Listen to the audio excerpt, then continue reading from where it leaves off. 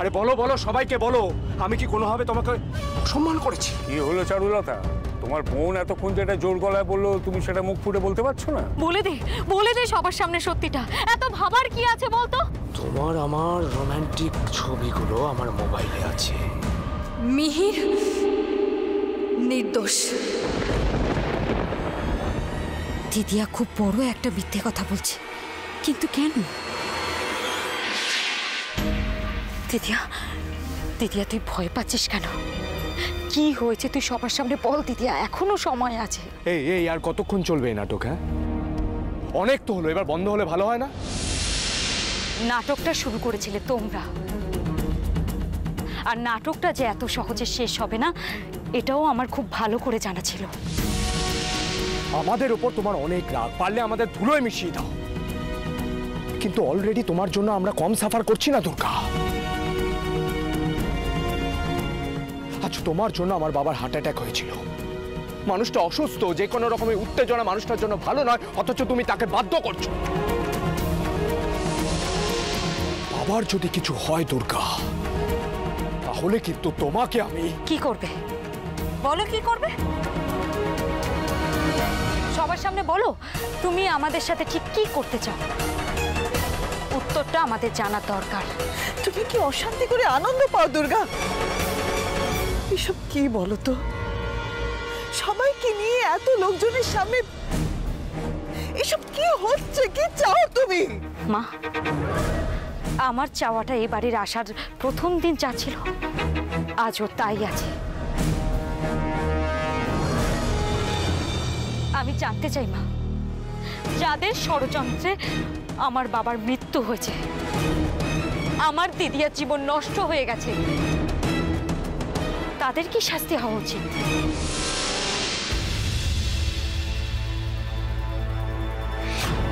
কি হলো মিহিরদা, তুমি চুপ করে আছো কেন? বলো, উত্তর দাও। তুমি তো এতক্ষণ চিৎকার করে এত বড় বড় কথা বলছিলে, তাহলে বলো, তুমি উত্তরটা দাও এখন। নিজের বাবাকে নিয়ে এত মাথা ব্যথা, আমার বাবা তোমার সম্পর্কে কিছু হতো না?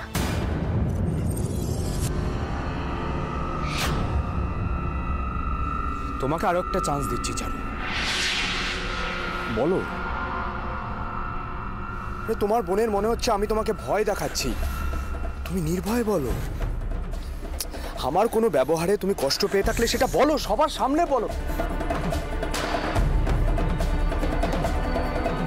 কোনো দোটানায় থেকো না, আমি বলছি তো, বলো।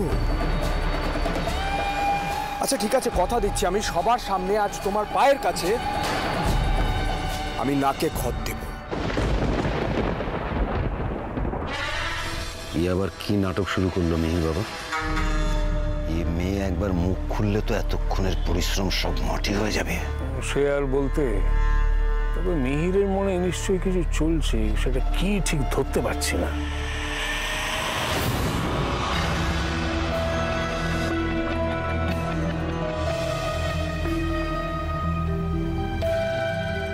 চারু, আমি তোমাকে ভয় দেখিয়েছি, ব্ল্যাকমেল করে মিথ্যে কথা বলতে বাধ্য করেছি, এরকম কত অভিযোগ আমার দিকে। আমি কি সত্যি এরকম কিছু করেছি চারু?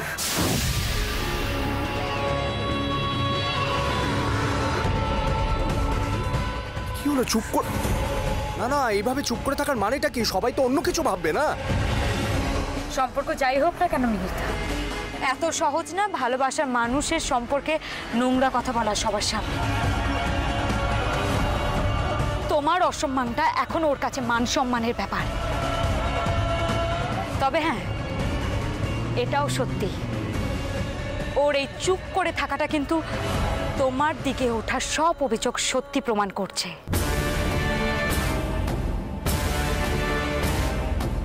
আমি তোমার মুখ থেকে শুনতে চাই চারু, বলো সত্যিটা।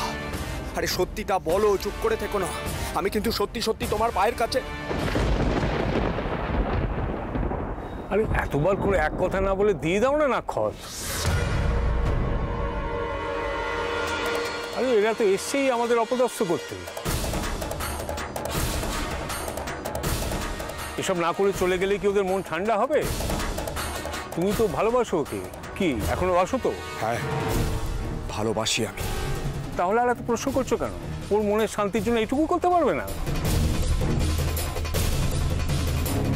ওদের শান্তির জন্য তোমার বাবা তোমার গায়ে হাত তুলেছে। তুমি না হয় বেশ, তাহলে তাই হোক।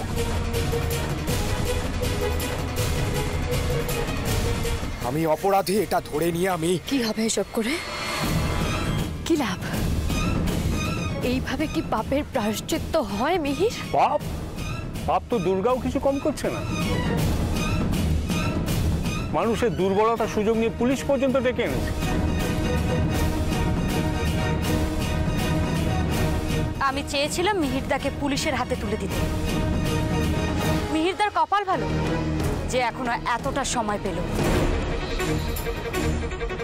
কিন্তু দোষ তো এখনো প্রমাণ হয়নি। হবে, সেটাও হবে। প্রদেশা, এই দাঁড়াও দাঁড়াও, দোষ প্রমাণ না হলে মিহিরকে অ্যারেস্ট করবে কি করে? আপনাকে কে বলল পুলিশ মিহিরদাকে অ্যারেস্ট করতে এসেছে? প্রদেশা, আমি দিদি আর মেডিকেল টেস্ট করাতে চাই।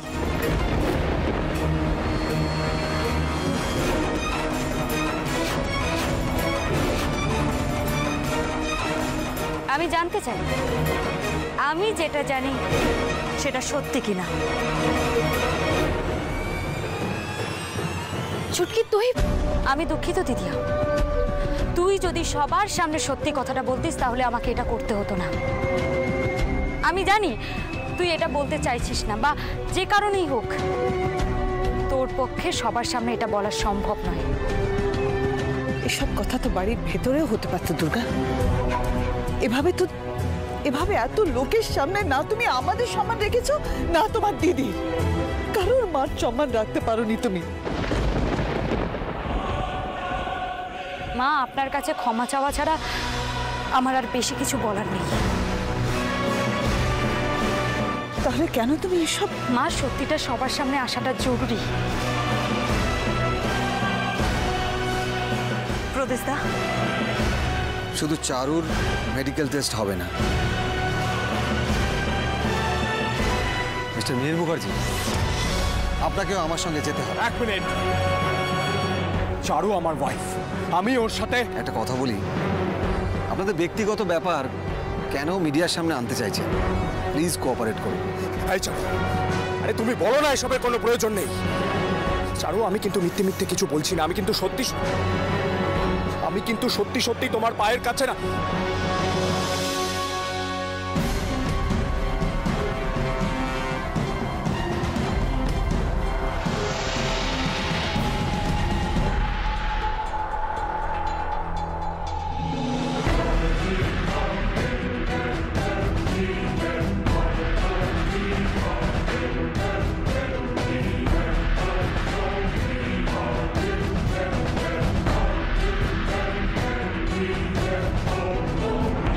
কি হলো মিহিরদা? তুমি তো কোনো অন্যায় করনি। যে অন্যায় তুমি করনি তাহলে যে শাস্তি নিচ্ছ কেন? নুসরাত, এটা আমার আর চারুর ব্যাপার, আমরা মিটিয়ে নেব। আপনারাই ভালো করে সবকিছু দেখুন, আপনারা পুরো ঘটনাটা ভালো করে রেকর্ড করুন, এগুলো তো দেখারই মতো। তবে এটাই সত্যি, ভোট সামনে না থাকলে এসব দৃশ্য আপনারা দেখতে পেতেন না। আমি নাকি ভোটের জন্য আপনাদের সামনে নাটক করছি, তাহলে এসব কি একটু ভেবে দেখুন তো। যারা ভোটের আগে এতটা নিচে নামতে পারে তারা ভোটে জেতার পর কতটা নিচে নামতে পারবে?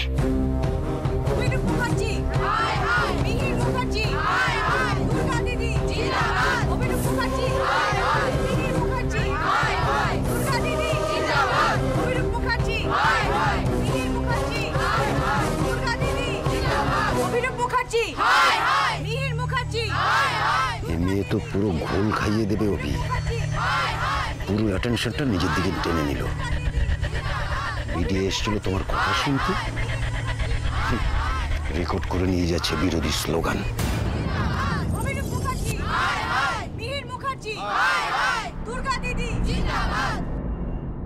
অবাক লাগছে মন্ত্রীমশাই, আপনারা একটা মিথ্যেকে সত্যি করার চেষ্টা করছিলেন, কিন্তু আমি সত্যিটাকে প্রমাণ করার জন্য লড়ছিলাম। প্রমাণ করতে পেরেছো কিছু? এত ব্যস্ত হচ্ছেন কেন মন্ত্রীমশাই? এখনো তো অনেক সময় আছে। ভোটের আগে আপনার ছেলের সবার পর্দা ফাঁস হয়ে যাবে।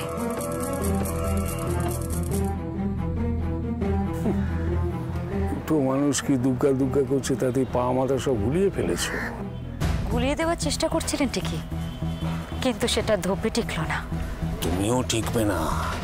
সেদিনের মেয়ে এখনো নাক টিপলে দুধ বেরোয়।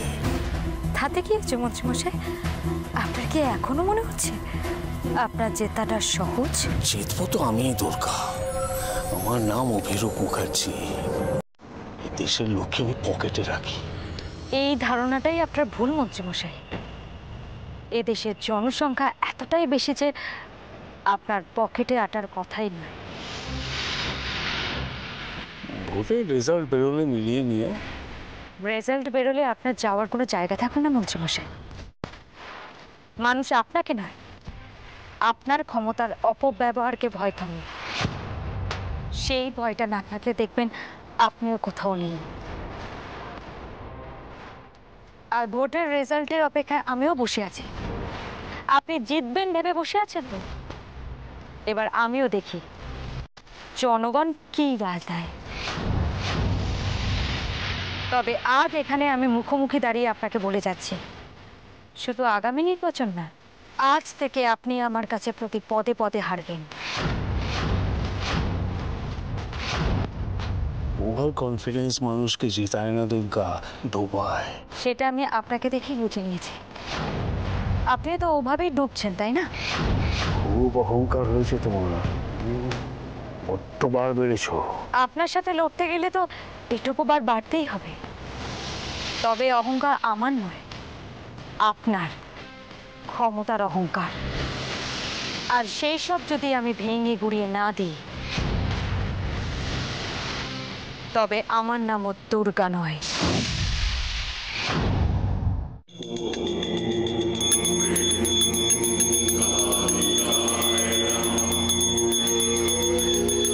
দাদাকে আজকে একটু বেশি শান্ত মনে হচ্ছে না?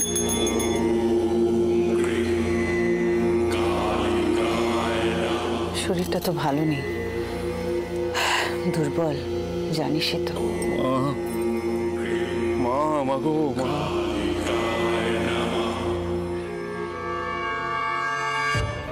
প্রসাদগুলো দিয়ে দিও।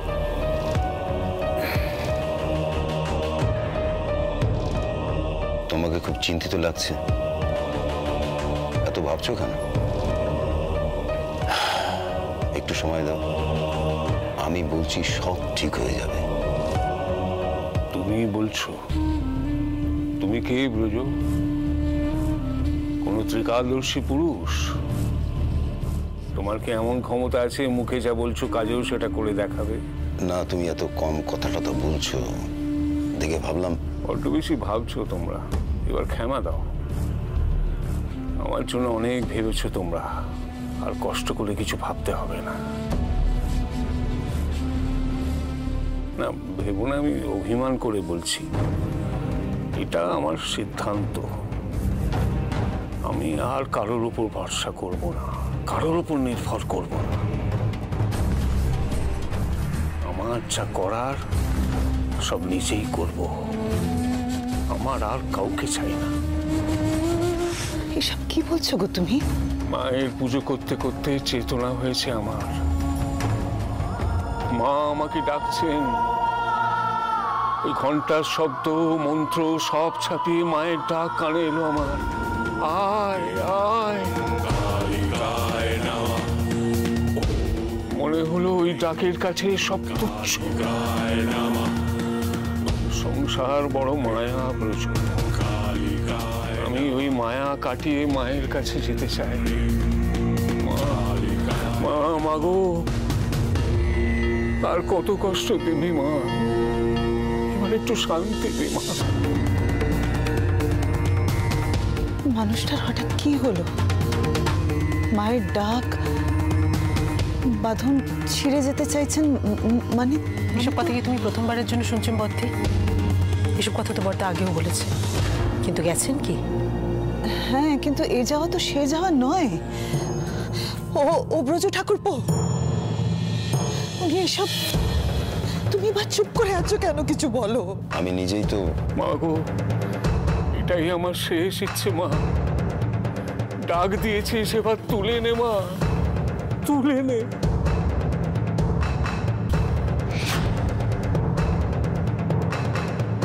অভি,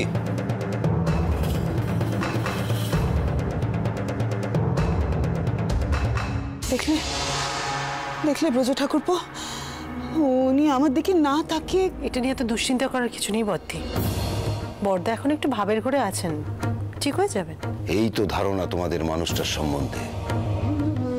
ওর কিছু হতে পারে ভাবতেই পারো না, আর এই জন্যই আজ অভির এই অবস্থা। একটা মানুষ আর কত সহ্য করবে বলতে পারো? হাজার হোক, অনি দুর্গা তোর আপনজন, তাই তো? বড্ড লেগেছে ওর মনে।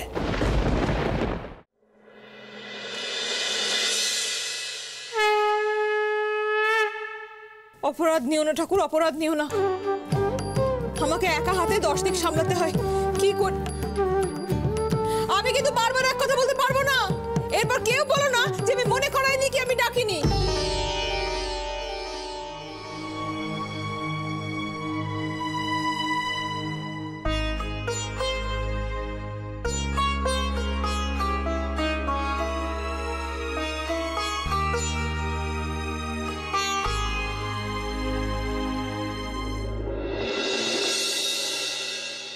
তুমি? আমি? কি ব্যাপার দুর্গা, দেশের মানুষকে নিয়ে ভাবার বাইরে ভগবানকে নিয়ে ভাবছো?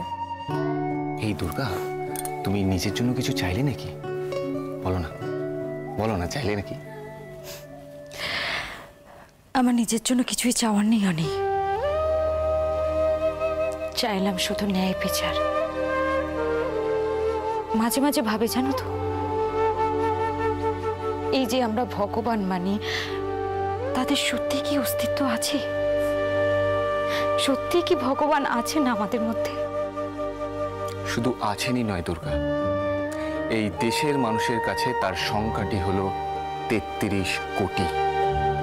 এটাই যদি সত্যি হয়, তাহলে অভিরূপ মুখার্জির মতো লোকেদের এত বাড়বাড়ন্ত হয় কি করে? আমরা তো ওনাদের মঙ্গল কামনা করি। ওনারই তো আমাদের রক্ষা করা উচিত, কিন্তু কোথায়? আমাদের মতো সাধারণ ছাপোষা মানুষদের বারবার ওই রকম অভিরূপ মুখার্জির মতো লোকেদের হাতে মার খেতে হয়। দুর্গা, তোমার এই ফিলোসফিক্যাল কোয়েশ্চেন্সগুলো আমার কাছে খুবই কঠিন। দেখো, আমার পড়াশুনো আর ক্যামেরার বাইরে আমি খুব বেশি বইপত্র পড়িনি। তবে হ্যাঁ, একটা কথা মা খুব বারবার বলতো, রাবণের 10টা মাথা ছিল, তবুও তাকে রামচন্দ্রের কাছে হারতে হয়েছিল। কারণটা জানো কেন? কারণটা হলো যে যুদ্ধটা তাদের মধ্যে হয়েছিল সেটা ছিল ন্যায় অন্যায়, পাপ পুণ্যের। হ্যাঁ, এইসব ঘটনার জেরেই তো আমরা বলি সত্যের জয় হবেই। কিন্তু হচ্ছে কোথায় বলো তো? আমরা যারা অন্যায়ের বিরুদ্ধে লড়ছিলাম, তাদেরই সূর্যতরণ থেকে বেরিয়ে আসতে হলো। সত্যের পথে লড়াটা যে কতটা কঠিন সেটা আমার দুর্গা খুব ভালো করেই জানে, কি তাই তো? আমি জানি, তবুও এই প্রশ্নগুলো বারবার মনে আসে। যেমন আসে, অভিরূপ মুখার্জির মতো লোকের তোমার মতো একজন ছেলে হয় কি করে? ওরে বাবা, এটা তো আরো কঠিন একটা প্রশ্ন। তবে হ্যাঁ, এর একটা উত্তর আমার কাছে আছে। আমি অভিরূপ মুখার্জির ছেলে হলেও আমার চারপাশে কিন্তু সব সময় ভালো মানুষ ছিল, আর সাহস করে যেটুকু যা করতে পেরেছি সবকিছু তোমার জন্য।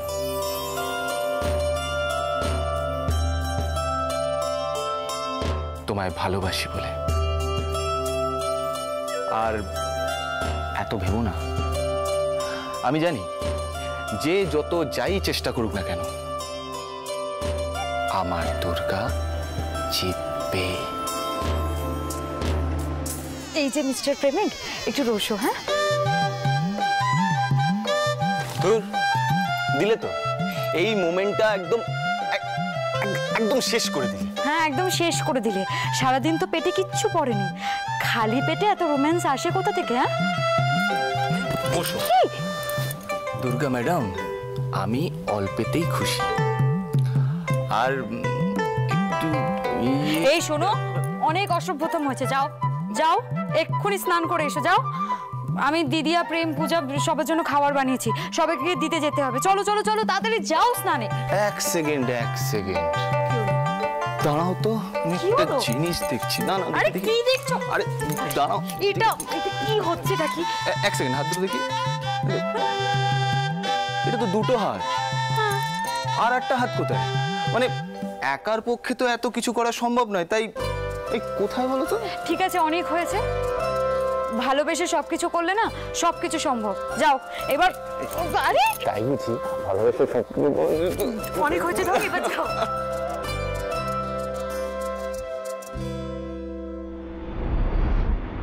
অভিরূপ মুখার্জি এখন আরো মারাত্মক হয়ে আছে। যে কোনো সময় যা ইচ্ছে তাই করতে পারে, করতে গিয়ে ভুলও করে বসতে পারে। আমাকে মন্ত্রী মশাইয়ের ওই ভুলগুলোই তুলে ধরতে হবে সাধারণ মানুষের সামনে। বিচার হবে ওনার ভোটের ফলে।